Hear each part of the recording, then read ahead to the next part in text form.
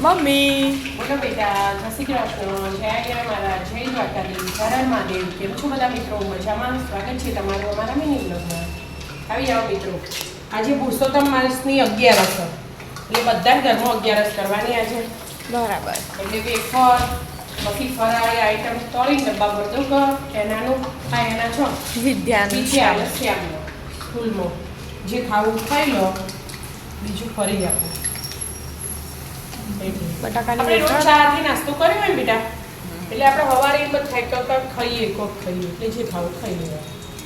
બટાકાનું વેફર, સાબુદાણા અને બટાકાના પાપડ, ચકરી, જે ખાવું હોય બરાબર બધું જુદું જુદું થોડું થોડું આપી દઉં એટલે બેના નાસ્તાનું થઈ જાય.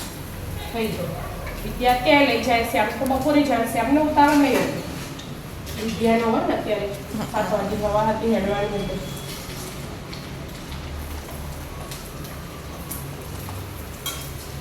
બધું તૈયાર. પુરુષોત્તમ માસનો એક 11 જઈ આ બીજી આ મહિનો પૂરો થઈ જશે.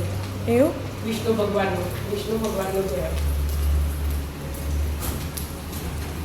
365 દિવસ હોય ને એનું એક વર્ષમાં હા એવી રીતે જ હતું, પણ ચંદ્રમાં અને સૂર્યમાં અલગ અલગ આવતું હતું.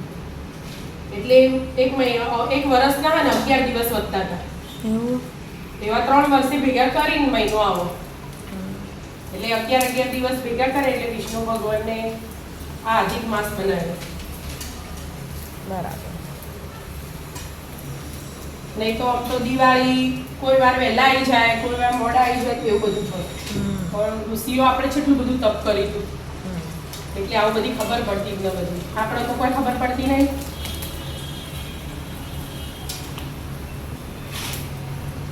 ચકરી હે ચકરી આવે ને, ચકરી એ કરે. જમીલું ભાઈ આવી ગયા તૈયાર થઈને પછી ચકરી વાર લાગે થોડી જાડી હોય ને એટલે ઉપર આવતો. ચેવડી મોટી થાય પણ ના ચકરી તો ખુલી છે ખુલી ચકરી. જાય. અમુક ફૂલે બધી નહીં ખુલી જતી એને. એ આપણે પાળવામાં એવું ખુલ્લું આવ્યું કરી ના હોય હોય ને આપણે હા એના હિસાબે. લેડો તા ધીમે ખાવાની જ છે તો. રાધે રાધે.